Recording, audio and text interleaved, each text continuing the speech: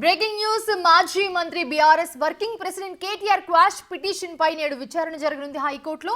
So formula ఈ race కు సంబంధించి తనపై నమోదైన కేసును కొట్టివేయాలని చెప్పి హైకోర్టులో క్వాష్ పిటిషన్ దాఖలు చేశారు కేటీఆర్. ఈ నేపథ్యంలో హైకోర్టు కేటీఆర్ ను అరెస్టు చేయొద్దని ఇచ్చిన ఆదేశాల గడువు నేటితో కంప్లీట్ అవ్వనుంది. ఈ క్రమంలో కోర్టు ఆదేశాలను పొడిగిస్తుందా లేదా అన్నది ప్రస్తుతం ఆసక్తికరంగా మారింది. ఫార్ములా ఈ కార్ రేస్ విషయంలో నిధుల వినియోగంపై అభ్యంతరాలు వ్యక్తమవడంతో కేటీఆర్ పై కేసు నమోదైంది. ఈ కేసును కొట్టివేయాలని కూడా కేటీఆర్ హైకోర్టును ఆశ్రయించారు. కోర్టు ఇప్పటికే ఈ కేసుపై విచారణ చేపట్టినప్పటికీ తుది తీర్పు కోసం నేడు కీలకంగా మారింది. ఇక ఈ తీర్పు కేటీఆర్ రాజకీయ జీవితానికి కీలకంగా ఉంటుందన్న అభిప్రాయాలు వ్యక్తమవుతున్నాయి.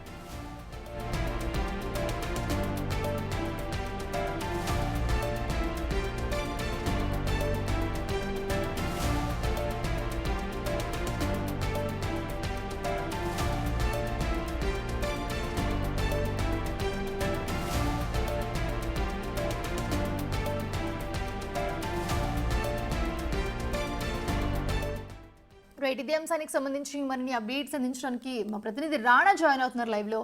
రాణా, ఈ రోజు ఏం జరగబోతుంది అనే ఉత్కంఠ అయితే కనిపిస్తోంది. సో మళ్ళీ కోర్టు బెయిల్ పొడిగిస్తుందా లేకపోతే దీని ఎలా ఉండబోయే అవకాశాలు కనిపిస్తున్నాయి? ఎగ్జాక్ట్గా ఇవాళ 11:30కి హైకోర్టులో 15వ బెంచ్ మీద ఈ క్వాష్ పిటిషన్ అనేది విచారణకి రాబోతుంది. అయితే అనేక అంశాలను కూడా కేటీఆర్ దాంట్లో ప్రస్తావించారు. అసలు నాకు సంబంధమే లేదు, మొత్తం అంతా అధికారులే చూస్తారు. కాకపోతే నేను మంత్రిగా ఉన్నప్పుడు నాకు ఉన్నటువంటి అధికారులతో దృష్ట్యా నేను వాళ్ళకి ఆదేశాలు ఇచ్చాననేసి కూడా ఒక్కసారి చెప్తారు. మరొకసారి మాత్రం అసలు నాకు సంబంధమే లేదు, దాంట్లో అసలు అవినీతే జరగలేదు, కావాలనే కొన్ని అక్రమ కేసులు నా పైన బనాయిస్తున్నారు, ఆ కోవలోనే ఇప్పుడు నా పైన ఈ కేసులను నమోదు చేసి ఇప్పుడు నన్ను జైలుకి పంపించాలని చూస్తున్నారు, రాజకీయ కక్ష సాధింపు ధోరణిలోనే వీరు వ్యవహరిస్తున్నారంటే కూడా ఆయన హైకోర్టులో తన వాదనలు వినిపించినప్పటికీ కానీ ఏసీబీ దానికి మాత్రం చాలా క్లియర్గా ఆ కౌంటర్సే ఇచ్చారు. ఎందుకంటే చాలా క్లియర్గానే వాళ్ళు చెప్పారు. ఎందుకంటే కేటీఆర్ ఆదేశాలతోనే ఎఫ్ఈఓ కంపెనీకి నిధుల బదిలీ చాలా క్లియర్గా జరిగింది. దాంతోపాటు అన్ని అనుమతులు తీసుకున్నాం మేమందరం కూడా, ఇప్పటికే ఎఫ్ఐఆర్ నమోదు చేయడానికి కూడా ఇటు గవర్నర్ పర్మిషన్ కూడా తీసుకున్నామంటే కూడా వారు కౌంటర్ వేసినటువంటి నేపథ్యం ఏర్పడుతుంది. దాంతోపాటు ఇది విచారణ ప్రాథమిక దశలో ఉంది కాబట్టి ఈ సమయంలో కేటీఆర్ లేవనెత్తినటువంటి అంశాలపైన బెయిల్ ఇవ్వడం కానీ లేకపోతే క్వాష్ పిటిషన్ కొట్టివేయడం కానీ జరిగితే మాత్రం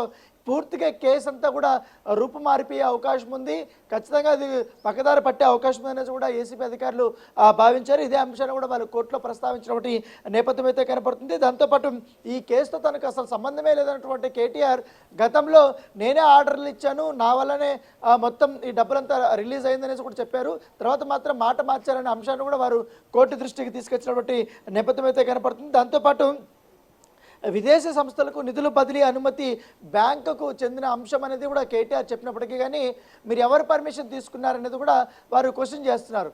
ఆర్థిక శాఖ పర్మిషన్ లేదు, మంత్రిమండలిలో పర్మిషన్ లేదు, అట్లీస్ట్ ఆర్బీఐకి సంబంధించి అంటే లిక్విడ్ క్యాష్ విదేశీ దీని కంపెనీలకి డబ్బులు పంపించేప్పుడు ఖచ్చితంగా ఆర్బీఐ గైడ్లైన్స్ ప్రకారం వ్యవహరించాల్సిన అవసరం ఉంటుంది. సో అవిగో పర్మిషన్ కూడా తీసుకోకుండా ఈ రకమైనటువంటి అవినీతి చేశారంటూ కూడా ఏసీబీ అధికారులు భావించారు. కాబట్టి ఇవాళ వారు గట్టిగానే కౌంటర్ వినిపించే అవకాశం ఉంది.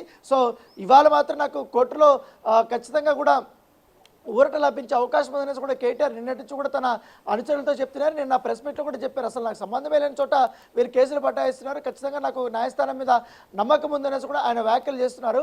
మరోపక్క మాత్రం ఏసీబీ అధికారులు మాత్రం ఖచ్చితమైనటువంటి ఎవిడెన్స్లు ఉన్నాయి.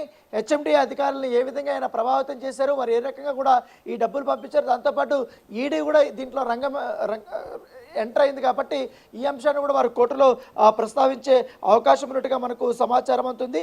దాంతోపాటు ఇప్పటికే ఈడీ కూడా అతనికి నోటీసులు ఇచ్చింది కాబట్టి ఓ పక్క ఈ యొక్క క్వాష్ పిటిషన్ కానీ బెయిల్ కానీ ఒకవేళ ఇదైనా కూడా ఈడీ అధికారులు మాత్రం ఇప్పుడు ఆల్రెడీ నోటీసులు ఇచ్చారు.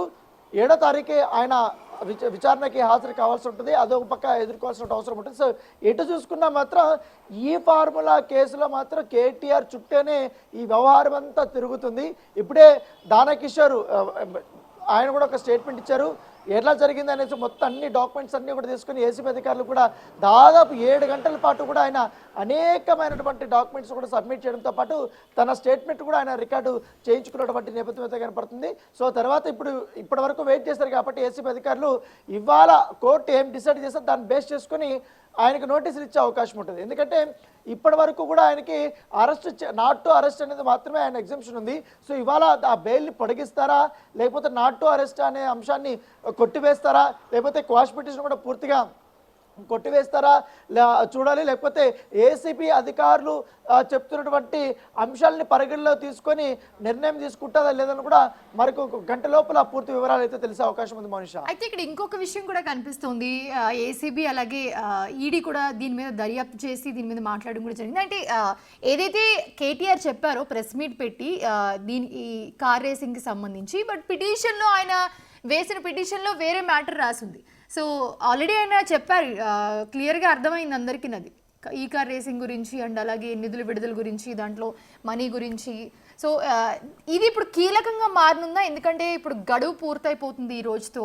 సో దీని మీదే వాదించబోతూ ఉన్నారు. సో ఇది కీలకంగా మారుతుంది అనుకోవచ్చా? Yeah definitely. ఎందుకంటే కోర్టులో ఒక మాట చెప్తున్నారు, మీడియా ముందు ఒక మాట చెప్తున్నాడు. ఎందుకంటే వర్షన్సే మార్చేస్తున్నాడు. ఎందుకంటే మొదట్లో ఆయన ప్రెస్ మీట్ పెట్టినప్పుడు మొత్తం ఎంటైర్ నేనే చెప్పాను, నేనే ఆదేశాలు ఇచ్చాను అని చెప్పినటువంటి కేటీఆర్ సడన్గా కోర్టులో మాత్రం తన అఫిడవిట్ వేసినప్పుడు అసలు అధికారులతో తప్పు, నాకు సంబంధమే లేదు, వారు చేసిన తప్పుకి నన్నెట్లో బలిపశువులు చేస్తారంటూ కూడా ఆయన ప్లేట్ ఫిరాయించేశాడు. దీనిపైన ఇప్పుడు అధికారులంతా కూడా మండిపడుతున్నారు. గతంలో కూడా కేసీఆర్ ఈ కాళేశ్వరం సంబంధించిన అంశంలో కూడా ఈ రకమైనటువంటి వాదన వినిపించారు. ఎందుకంటే ఎంటైర్ కాళేశ్వరం నిర్మాణంలో కానీ లేకపోతే ఇంజనీరింగ్ వర్క్లో కానీ మొత్తం నా పాత్ర ఉంది, నా డిజైన్ వర్కే ఎక్కువ ఉంది అనేసి చెప్పినటువంటి వ్యక్తి ఎప్పుడైతే విచారణ స్టార్ట్ అయిందో, విజిలెన్స్ విచారణ కానీ అనేక రకాల కమిటీ కూడా విచారణ జరుగుతున్న నేపథ్యంలో ఒక్కసారి కూడా ఆయన కూడా ఇంజనీర్ల పైన అధికారుల మీద నెపంతో వేశాడు. సో అదే ఫార్ములా కేటీఆర్ కూడా ఇక్కడ చేస్తున్నాడు అనేసి కూడా చెప్తున్నారు. అయితే అధికారులు మాత్రం చాలా క్లియర్గా చెప్తున్నారు, మాకు మంత్రి నుంచి ఆదేశాలు రాకపోతే మేము అసలు ట్రాన్స్ఫర్ చేసే వాళ్ళమే కాదు, మళ్ళీ అధికారం వస్తుంది అప్పుడు మనం చూసుకుందాం అనేది ఆయన చెప్పినటువంటి వర్షన్ అని చెప్తున్నారు. అయితే ఇప్పుడు అరవింద్ కుమార్కి బేలన్ రెడ్డికి కూడా నోటీసులు ఇచ్చారు కాబట్టి ఈడీ వాళ్ళు దానిపైన కూడా విచారణ చేయబోతుంది. అయితే ఇవాళ కేటీఆర్ సంబంధించిన అంశంలో ద్వంద్వ వైఖరి అవలంబిస్తున్నారు కాబట్టి ఇదే అంశాన్ని కోర్టులో కూడా ఏసీబీ అధికారులు ప్రస్తావించబోతున్నారు.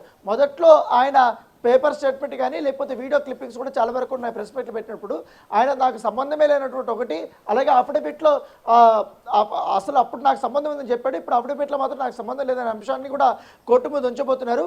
సో ఇవన్నీ పరిశీలించిన తర్వాత వాదనలు జరుగుతాయి కాబట్టి వాదనలో ఎవరి పక్షాన జడ్జి ఇవాళ నిలబడతారని కూడా చూడాల్సిన అవసరం ఉంది.